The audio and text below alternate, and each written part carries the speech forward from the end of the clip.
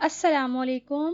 میں جب بھی گھر واپس آتا تو دروازے کے پاس سے 1000 روپے ملتے۔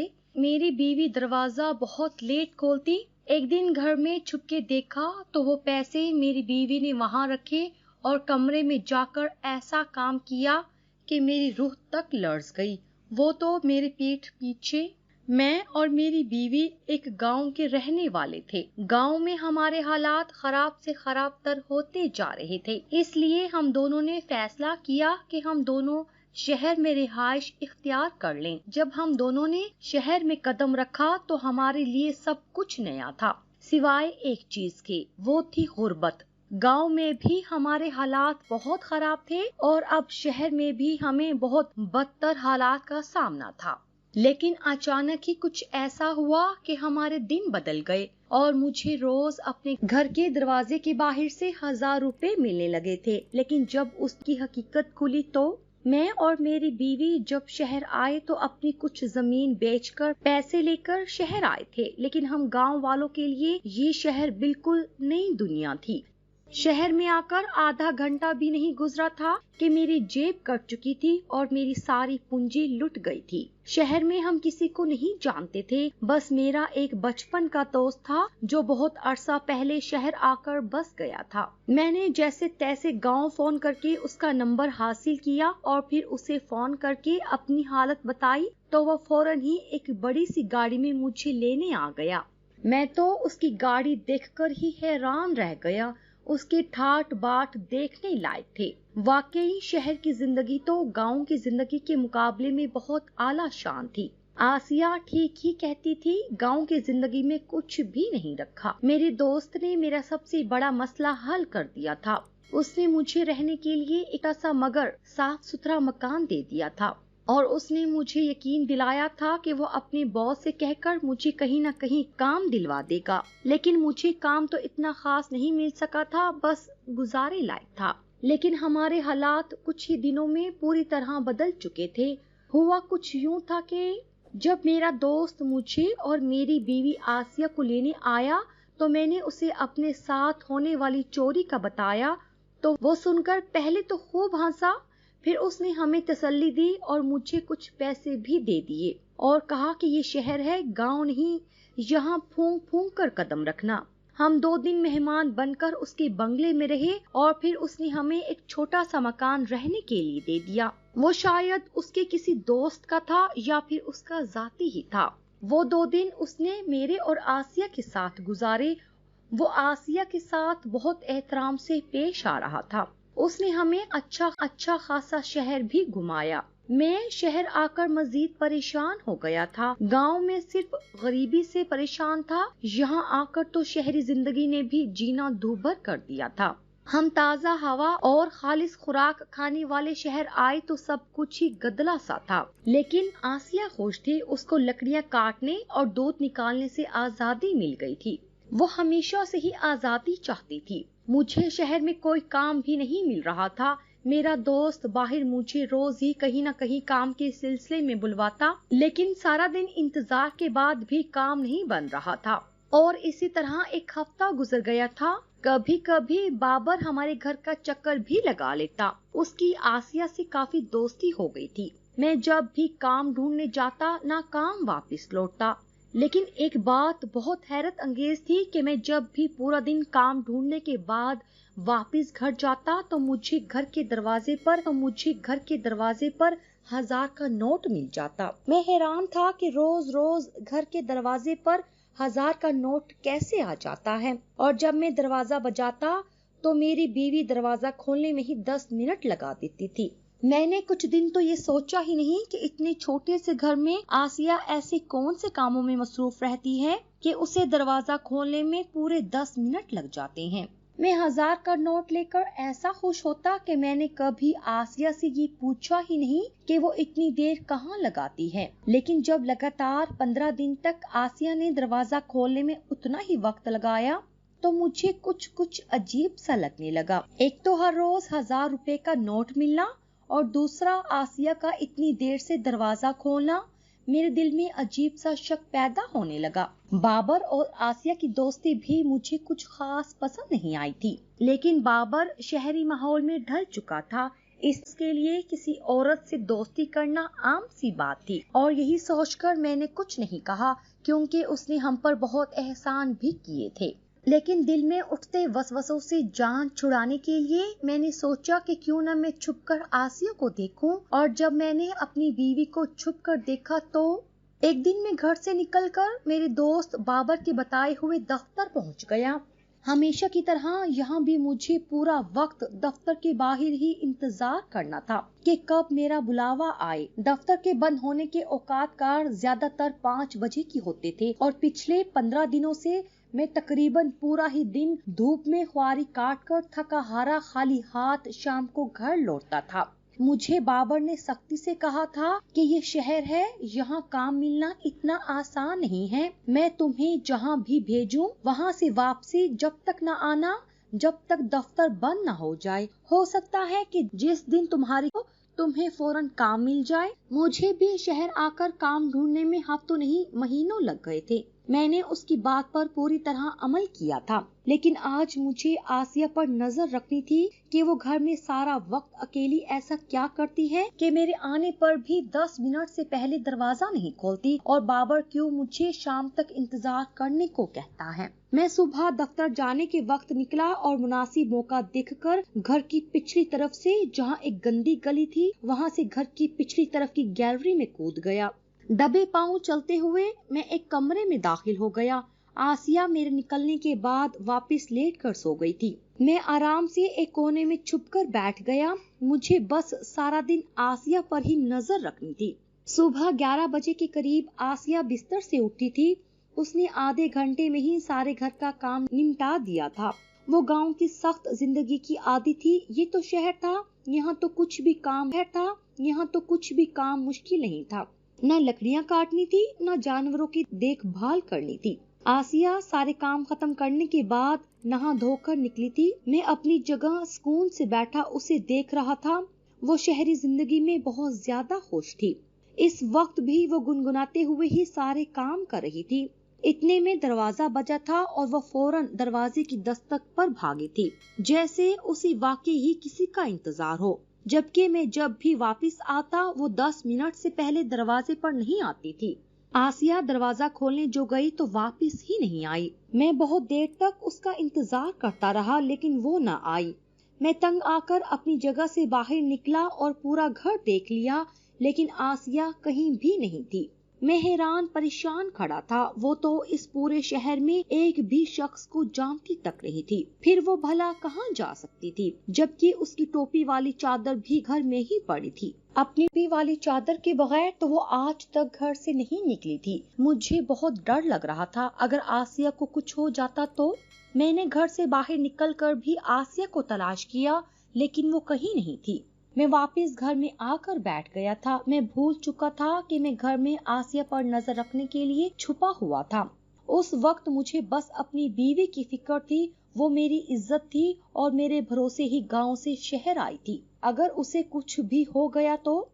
इसे आगे सोचकर मेरी रूह फना होने लगी। मैंने बहुत देर इंतजार करने के बाद बाबर को फोन मिलाया। एक वही था जो इस अनजाने शहर में मेरी मदद कर सकता था, लेकिन बाबर ने फोन नहीं उठाया था। वो बहुत मसरूफ रहता था और बहुत ही कम दिन के औकात में मेरा फोन उठाता था। मेरे पास सिवाय सब्र करने की और कोई चारा नहीं था। मुझे इसी तरह परेशान बैठे बैठे शाम के 5 बज गए थे। मैं आसिया के लिए परेशान सारे घर का चक्कर काटते काटते दरवाजे के करीब ही खड़ा था, जब मैंने दरवाजे की झरी से बाहर आसिया को देखा। वो 1000 का नोट अपने छोटे बटुए से निकालकर दरवाजे के पास रख रही थी। मेरी आंखें फटी की फटी रह गई। मैं जल्दी से अंदर कमरे में आकर छुप गया और उसके बाद आसिया भी घर में दाखिल होकर कमरे में चली आई। आज मैं जान गया था कि 1000 का नोट कौन रखता है, लेकिन आसिया के पास इतने पैसे कहाँ से आ रहे थे ये मुझे नहीं मालूम था। जब आसिया कमरे में आई तो उसे देखकर मेरी रूह तक लरस गई। میں اپنی بیوی آسیہ کو دیکھ کر ششدر رہ گیا۔ میں اور میری بیوی آسیہ گاؤں میں ایک بہت غربت کی زندگی گزار رہے تھے۔ میں سارا دن زمینوں پر کام کرتا اور روکھی سوکھی جو بھی حاصل ہوتی اس پر مشکل سے ہمارا گزارا ہوتا۔ ہم پہلے بھی اسی زمین پر کام کر کے اپنا گھر چلا رہے تھے، لیکن پہلے کبھی بھی تنگی کا واویلا نہیں کرتی تھی۔ کچھ عرصہ پہلے ہمارے گاؤں میں کچھ دن کے لیے شہر سے مہمان آئے ہوئے تھے۔ وہ ہمارے وڈیرے صاحب کے مہمان تھے۔ وڈیرے صاحب نے آسیہ کے ذمہ لگایا تھا کہ جب تک وہ مہمان یہاں ہیں ان کی عورتوں کو گاؤں دکھانا اور گھمانا پھرانا آسیہ کی ذمہ داری، کیونکہ آسیہ کا شمار گاؤں کی پڑھی لکھی عورتوں میں ہوتا تھا۔ ان شہر کی عورتوں کے ساتھ کچھ دن گزارنے کے بعد اس کے دماغ میں یہ بات بس گئی کہ گاؤں کی زندگی میں کچھ نہیں رکھا ہے اور ہمیں شہر جانا چاہیے۔ ہم شہر جا کر اپنی زندگی کو بہتر بنا سکتے ہیں۔ میں نے آسیہ کو بہت سمجھایا کہ ہم گاؤں میں پیدا ہوئے ہیں اور یہاں ہی پلے بڑھے ہیں، ہمارے لیے شہری زندگی اتنی آسان نہیں ہوگی۔ آسیہ کے دماغ میں تو لیکن جیسے یہ بات بیٹھ ہی گئی تھی۔ اب وہ ہر وقت گاؤں کی زندگی کی مشکلات کو گنتی رہتی اور میرے سامنے ہر طرح سے گاؤں کی زندگی کو برا کہتی۔ ہمارا گھر بہت عرصے سے ایک ہی جیسے حالات کا شکار تھا، لیکن اب اسے ہمارے حالات سب سے زیادہ بدتر نظر آنے لگے تھے۔ وہ ہر وقت صرف ایک ہی بات کہتی رہتی کہ گاؤں میں سوائے غربت کے اور رکھا ہی کیا ہے۔ اسے گاؤں کے رسم و رواج سے بے حد چڑ ہو گئی تھی۔ کچھ دن شہر کی امیر عورتوں کے ساتھ رنگ ڈھنگ ہی بدل گئے تھے۔ اب وہ گھر میں اکثر ہی سر پر دوپٹہ نہ لیتی، جبکہ گاؤں میں رواج تھا کہ بچیاں شروع سے ہی گھر میں بھی سر ڈھانک کر رکھتی تھی۔ ہر وقت بالوں کو سنوارتی رہتی اور گنگناتی رہتی، اکثر ہونٹوں کو بھی رنگ لیا کرتی تھی۔ پہلے اس کے پاس یہ رنگ موجود نہیں تھے، لیکن ان شہری عورتوں نے جانے سے پہلے آسیہ کو بہت سے رنگ تحفے میں دے دیے تھے۔ مجھے آسیہ کا بدلاؤ بالکل پسند نہیں آیا تھا، کیونکہ یہ ہماری روایات اور رواجوں کے خلاف تھا۔ ایک دن آسیہ نے تنگ پاجامہ اور اس پر ایک چھوٹی سی شرٹ پہن کر مجھے دکھائی تو میں نے سیدھے اس کے منہ پر ایک ہاتھ رسید کر دیا۔ وہ رونے لگی تھی، لیکن میں بے حد غصے میں تھا۔ ہم عزتوں کی خاطر جان دینے والے لوگ تھے اور آسیہ ایسے واہیات کپڑوں میں میری عزت کو ملیا میٹ کرنے پر تلی تھی۔ وہ روتے ہوئے کہہ رہی تھی کہ وہ کون سا کسی اور کو دکھائے گی، لیکن مجھے ڈر تھا کہ جتنی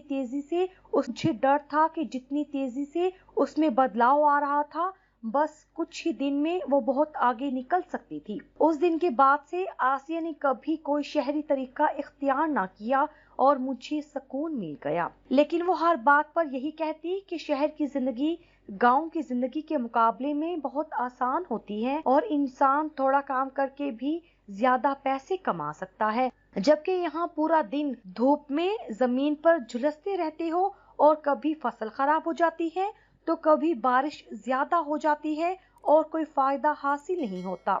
اس بیکار کی زمین کے پیچھے محنت کرنے سے اچھا نہیں کہ کیا تم اسے بیچ کر شہر چلو اور وہاں جا کر کوئی کام شروع کرو۔ پہلے کچھ دن تو میں اس کی باتیں سن کر انسنی کرتا رہا، لیکن پھر آہستہ آہستہ اس نے یہ بات میرے ذہن میں ڈال دی کہ میں کتنی بھی محنت کر لوں، مجھے میری محنت کا صلہ نہیں ملے گا جو شہر میں مل سکتا ہے۔ گاؤں میں کوئی ایسی اچھی سہولیات ہے کہ ہم اپنے آنے والے بچوں کو اچھی زندگی اور اچھی تعلیم دے سکیں۔ اس کی یہ بات سن کر مجھے بھی یہ لگنے لگا کہ وہ ٹھیک ہی کہتی ہے۔ میں سارا سال مسلسل زمین کے پیچھے محنت کرتا اور ایک بارش میری پوری محنت کو برباد کر دیتی۔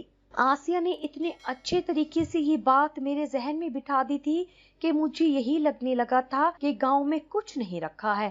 اگر مجھے آگے بڑھنا ہے تو میرا شہر جانا ضروری ہے، اور میں نے اپنی چھوٹی سی زمین کا ٹکڑا وڈیرے صاحب کو بیچ دیا اور خود آسیہ کا ہاتھ پکڑ کر روشنیوں کے شہر میں چلا آیا۔ اور آج مجھے پتا چلا تھا کہ آسیہ مجھے یہاں کیوں لائی تھی۔ اسے اچانک سے گاؤں میں اتنی غریبی کیوں دکھائی دینے لگی تھی۔ اس نے غریبی کی وہ پٹی میری آنکھوں پر بھی باندھ دی تھی۔ کاش کہ میں کھلی آنکھوں سے حقیقت دیکھ پاتا تو میں اسی وقت جان لیتا کہ گاؤں یا گاؤں کی زندگی نہیں بدلی بلکہ دیکھنے والے کی نظر بدل گئی ہے۔ کاش کہ مجھے پتا ہوتا کہ شہر آنے کے بعد میری بیوی یوں، تو میں کبھی شہر کا رخ نہیں کرتا मगर मुझे क्या पता था कि वो बेवकूफ औरत अपने साथ साथ मुझे भी मट्टी करने वाली है। आज उसे कमरे में इस तरह देखकर मेरे कदमों तले जमीन निकल गई थी। मुझे लगा था कि मेरी रूह फना होने वाली है। हम गांव वालों के लिए तो इज्जत ही सबसे बड़ी कमाई थी और आसिया ने वही कमाई मुझसे छीन ली थी। मैं पर्दे की ओट में से निकलकर उसके सामने आकर खड़ा हो गया। मुझे देखकर आसिया के औसान खता हो गए थे। वो समझ गई थी कि मैं सच्चाई जान गया हूँ और मैं जान गया था कि वो 10 मिनट देर से दरवाजा क्यों खोलती है। अब सिर्फ हकीकत से पर्दा उठाना बाकी था, पूरी हकीकत पर से। मैंने आसिया को बालों से पकड़ लिया था। अब वही पूरी हकीकत बताने वाली थी। आसिया मेरी पकड़ में आते ही थर थर कांपने लगी। वो जान गई थी कि मैं इतनी आसानी से उसे नहीं छोड़ने वाला हूँ। उसे मालूम था कि मेरा ताल्लुक जिस गांव से था वहाँ इज्जत पर बात आए तो जान लेना और देना मामूली बात थी। मेरी बीवी आसिया ने मुझे बताना शुरू किया कि जब शहर से कुछ मेहमान औरतें गांव आई थी और आसिया को उनकी मेहमान नवाजी का काम मिला था, उसकी उन औरतों से बहुत ज्यादा दोस्ती हो गई थी। उन औरतों ने आसिया को बताया कि वो लोग शहर में कुछ बड़े लोगों के लिए काम करती हैं और उसके बदले बहुत ज्यादा पैसा कमाती हैं। उनके पास बड़े बड़े बंगले हैं और गाड़ियां हैं, जबकि काम भी कोई खास मुश्किल नहीं। बस कुछ घंटे दफ्तर में बॉस के साथ बैठना होता है और रोज रोज नए कपड़े भी बॉस ही देता है। उन औरतों ने आसिया को अपने कपड़े दिखाए और एक चुस्त पजामा और शर्ट आसिया को भी गिफ्ट कर दी। आसिया को वो कपड़े बहुत पसंद आए और काम भी कुछ मुश्किल नहीं था। बस बॉस के साथ मीटिंग्स में भी जाना पड़ सकता था। आसिया ने उनसे उनके फोन नंबर हासिल कर लिए थे। आसिया उनकी जिंदगी से बहुत ज्यादा मुतासिर हो गई थी। वो गांव के सख्त रीतो रवाज में पली बढ़ी थी। अब उसे आजादी चाहिए थी। वो चादर और चार दीवारी से छुटकारा पाना चाहती थी। क्योंकि वो ये बात मुझे सीधी तरह नहीं बता सकती थी, इसलिए उसने गांव की जिंदगी में ढेरों नुक्स तलाश किए और दिन रात मेरे कानों में भी उन्हीं नुक्स का जिक्र करने लगी। वो पढ़ी लिखी लड़की थी, अच्छे से जानती थी कि एक ना एक दिन मुझ पर उसकी बातों का असर जरूर होगा। और वो दिन जल्दी आ गया था जब मुझे भी गांव की जिंदगी बहुत बुरी लगने लगी और मैंने अपनी जमीन बेचकर शहर का रुख कर लिया। मैं नहीं जानता था कि मेरा शहर आना मेरी जिंदगी तबाह कर देगा। मेरे पास गांव में पीछे कुछ नहीं बचा था और शहर आकर तो मैंने अपना सब कुछ ही गंवा दिया था। मेरी बीवी आसिया जब शहर आई तो उसने आते ही उन औरतों से राब्ता किया और मेरे पीछे उनसे मिलकर काम हासिल कर लिया। मेरी बीवी कितनी ही पढ़ी लिखी क्यों ना थी, मगर थी तो वो गांव की ही। उसने एक दफा भी नहीं सोचा कि क्यों कोई आदमी उसे इतने ज्यादा पैसे दे रहा है जबकि कोई काम भी नहीं करना था। मैं शहरी तो नहीं था मगर मर्द था और मर्दों की फितरत से बाखूबी वाकिफ भी था। मैं जान गया था कि कुछ दिन साथ दफ्तर में बैठने के बाद बात बिस्तर तक जानी थी, मगर आसिया शायद इस बात से अभी अनजान थी। वो बस अमीरी के मजे ले रही थी, बड़ी बड़ी गाड़ियों में घूम रही थी, बिना दुपट्टे के, बगैर आस्तीनों वाले कपड़े पहने वो खुद को शहरी औरत समझ रही थी। दरअसल शहरी लोगों के सामने वो कुछ भी नहीं थी। वो जिसे काम समझ रही थी वो दरअसल कोई काम था ही नहीं, बल्कि उसकी खूबसूरती के पैसे थे जो उसे दिए जा रहे थे। उन औरतों ने उसे एक बड़े कारोबारी शख्स के पास नौकरी दिलवाई थी और उसकी नौकरी महज इतनी ही थी कि उसे जो लिबास दिए गए थे वो पहनकर 12 से 5 की औकात में दफ्तर जाना था। वो लिबास जो मेरी बीवी पहनकर घर में वापस आई थी, अगर मैं गांव में होता तो उसे गोली मार देता। लेकिन ये शहर था, यहाँ औरत की आजादी के नाम पर ये सब कुछ आम था। उसका लिबास देखकर मैं शर्म से डूब मरना चाहता था, मगर उसे कोई शर्म नहीं आ रही थी। वो सफेद रंग का नीम बरहाना सा चुस्त लिबास जिसमें उसका पूरा जिस्म नुमाया हो रहा था और उस पर तेज सुर्ख रंग के होंठ किए वो किसी भी मर्द को बहका सकती थी। और मुझे यकीन था कि बस कुछ ही दिनों में वो इस शहरी जिंदगी और चंद पैसों की खातिर अपनी आबरू को खुशी खुशी गंवा देगी। वो गुनाहों के एक ऐसे दलदल में धंस रही थी जिससे वापस निकलना मुमकिन नहीं था। उसे नशा हो रहा था, दौलत का नशा, जो इतनी आसानी से उतरने वाला नहीं था। मैं उसे समझाना चाहता था कि दरअसल कुछ अमीर जातों को ऐसे सेक्रेटरियों को रखने का शौक होता है جو بس ان کے دل کو لبھانے کا کام کرتی ہیں، ان کی تسکین کا سبب بنتی ہیں اور پھر ان کے لیے بیکار ہو جاتی ہیں۔ میری بیوی آسیہ کو بھی ایسی ہی ایک نوکری ملی تھی، لیکن آسیہ کو کہاں کچھ سمجھ آنے والا تھا۔ وہ میرے آنے سے کچھ دیر پہلے ہی گھر لوٹتی اور اسی سوچ کے ساتھ دروازے پر 1000 کا نوٹ رکھ دیتی کہ میں شہر سے تنگ آ کر گاؤں واپس جانے کا نہ کہوں، اور خود اندر آ کر کپڑے تبدیل کر کے منہ دھو کر دروازہ کھولنے آتی، جس وجہ سے اسے دروازہ کھولنے میں وقت لگ جاتا۔ اس کی حقیقت جان کر میں نے اسے 2 تھپڑ رسید کر دیے تھے۔ میں اسے ایک عزت دار زندگی دینا چاہتا تھا، مگر اسے آزادی کا شوق چڑھا تھا۔ وہ جسے آزادی سمجھ رہی تھی وہ دراصل غلامی تھی۔ اسے احساس ہی نہیں تھا کہ وہ کس طرح خود کو دوسروں کی نظروں کی تسکین کا سامان بنا چکی تھی۔ میرے لیے اب اس کے ساتھ رہنا آسان نہیں تھا۔ آسیہ کی وجہ سے میں نے بابر پر بھی شک کیا تھا، جبکہ وہ تو ہماری مدد کر رہا تھا۔ کھوٹ تو میری ہی بیوی کی نیت میں تھا۔ آسیہ، کیا تم میرے ساتھ واپس گاؤں چلو گی؟ میں نے آخری دفعہ ایک مہم سی امید پر اسے سوال کیا تھا۔ وہ میرے نکاح میں تھی، میری عزت تھی، لیکن اس نے صاف انکار کر دیا تھا۔ میں نے اسی وقت اسے 3 بول کہہ کر آزاد کر دیا تھا۔ جو آزادی وہ چاہتی تھی وہ میں اسے نہیں دے سکتا تھا، اس لیے میں نے اسے خود سے ہمارے رشتے سے آزادی دے دی تھی۔ میں جانتا تھا کہ بہت جلد اس کی جوانی اور اس کی یہ خوبصورتی ڈھل جائے گی اور پھر یہ شہر اسے واپس اٹھا کر کسی کونے میں پھینک دے گا، کیونکہ چادر اور 4 دیواری ہی عورت کا اصل مقام ہے۔ لیکن جب تک بہت دیر ہو چکی تھی، میں نے شام کی گاڑی سے واپس گاؤں کا سفر طے کرنا شروع کر دیا تھا۔ گاؤں جا کر مجھے اپنی بچی ہوئی تھوڑی سی زمین پر پھر سے محنت کرنا تھی، کیونکہ وہ تو سونا تھی، سونا۔ بس میری نظر دھندلا گئی تھی۔